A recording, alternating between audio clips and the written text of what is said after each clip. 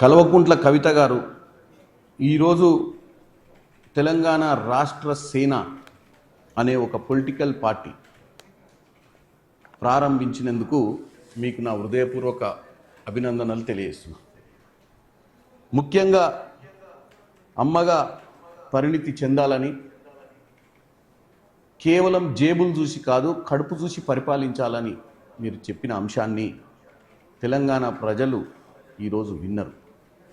వినడమే కాదు, గత 10 సంవత్సరాలు 2014 నుంచి 23 దాకా మీరు మీ కుటుంబం కేవలం జేబులు చూసే పరిపాలించినట్టుగా, కడుపు చూసో కష్టాలు చూసో పరిపాలించలేదని మీరే ఒప్పుకోరు. ఈరోజు కవిత గారు, నాది ఒకటే ఒక విషయం, ఆ రోజు కూడా టీఆర్ఎస్ పార్టీయే, ఈరోజు కూడా టీఆర్ఎస్ పార్టీయే మీరు పెట్టేది. అప్పుడున్న టీఆర్ఎస్ పార్టీ కూడా నీళ్లు నిధులు నియామకాల నినాదంతో తెలంగాణ ప్రజలకు నువ్వు ఈరోజు చెప్పిన ముచ్చటే మీ నాయన చెప్పి అధికారంలోకి వచ్చారు. అధికారంలోకి వచ్చిన తర్వాత ఆ పనులు చేస్తలేదని మీరు అప్పటికే తెలంగాణ జాగృతి పెట్టారు.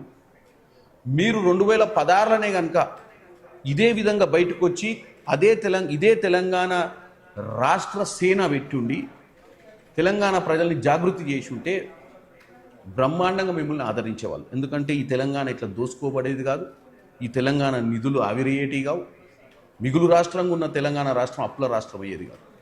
కానీ 10 ఏళ్ళు ఏ రోజు కూడా మీరు నిమ్మకు నీరెత్తినట్టుగా దాచుకున్న దాన్ని పంచుకుందామన్న ఆలోచనలో మీకు ఏదో తేడాలు వచ్చినాయని చెప్పి తెలంగాణ సమాజం అనుకుంటుంది ఈరోజు. ఎందుకు మీరు 10 ఏళ్ళు ఒక్కరోజు కూడా ఇదే విషయాన్ని రోడ్డు మీదకి ఎక్కలేదు? మీరు ఒక జాగృతి పెట్టిర్రు, మీకు ఒక మంచి ఆలోచన ఉన్న నాయకురాలుగా ఎదగాలనుకొని మీరు ఉన్నప్పుడు ఆ యొక్క కుటుంబంలో, ఆ యొక్క కుటుంబ పాలనలో 10 ఏళ్ళు ఎలా గడిపిర్రు? మరే అప్పుడు గుర్తుకు రాలేదా ఈ ప్రజలు, ఈ ప్రజా సమస్యలు? అప్పుడు గుర్తుకు రాలేదా ఈ విద్య, వైద్యం, వ్యవసాయం, ఉపాధి, సామాజిక న్యాయం? ఈరోజు వచ్చి మీరు రాజ్యాధికారం కావాలని చెప్పి మీ అంతలో మీరే సీఎం అనిపించుకొని మీరంతలో మీదే థ్యాంక్ యూ చెప్తున్నారు. మీరు ఏం చెప్పాలనుకుంటున్నారు? ఇప్పుడున్న ముఖ్యమంత్రి ప్రజాపాలన అందిస్తున్నటువంటి ప్రజానాయకుడు రేవంత్ రెడ్డి గారిని కర్కూటకుడని, హిట్లర్ అని చెప్తే మీకు మార్కులు పడతాయి అనుకుంటుర్రా? 10 ఏళ్ళు దండుకొని 2.5 సంవత్సరాల అధికారంలో ఉండి మీరు చెప్పేటువంటి విద్య విషయంలో ఇంటిగ్రేటెడ్ స్కూల్స్ పెట్టి 200 కోట్లు ఖర్చు పెట్టి ప్రతి నియోజకవర్గం కడుతున్నందుక?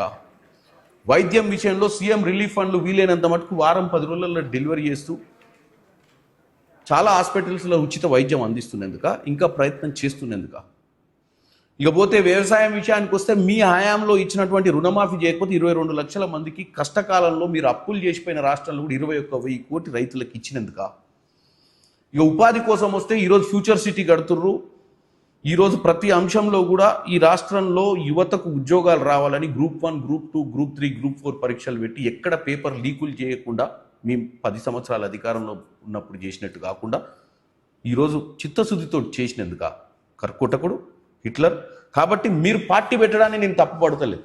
పార్టీ పెట్టమండి, ఉద్యమాలు చేయండి, ప్రజల తరపున పోరాటం చేయండి. కానీ మీరు గతం కూడా గుర్తుపెట్టుకోండి.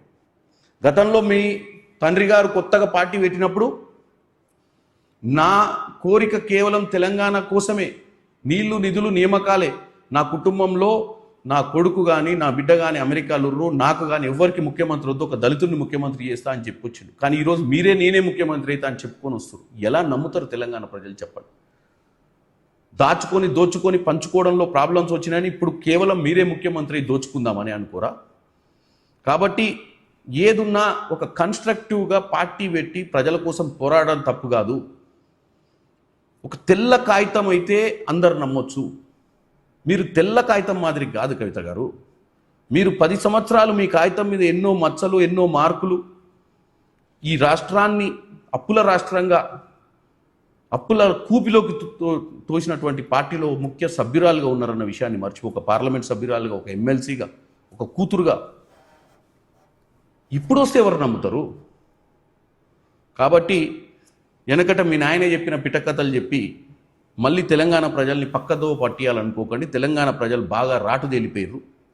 మీరు చేసిన మోసానికి మీరు 10 ఏళ్లలో ఇక్కడ ఉన్నటువంటి తల్లిదండ్రుల గోస, వాళ్ళ పిల్లలకు ఉద్యోగాలు లేకుండా ఈరోజు రాష్ట్రం ఎక్కడో ఉండాల్సిన రాష్ట్రం, మిగులు రాష్ట్రాన్ని ఈరోజు నెలకు వడ్డీలు, జీతాలు కట్టలేని స్థితిలో వదిలిపెట్టిపోయినందుకు మిమ్మల్ని ఎప్పుడు తెలంగాణ సమాజం క్షమించదని చెప్పదలుచుకుంటాను. ఎస్, అది కాంగ్రెస్ వాదన.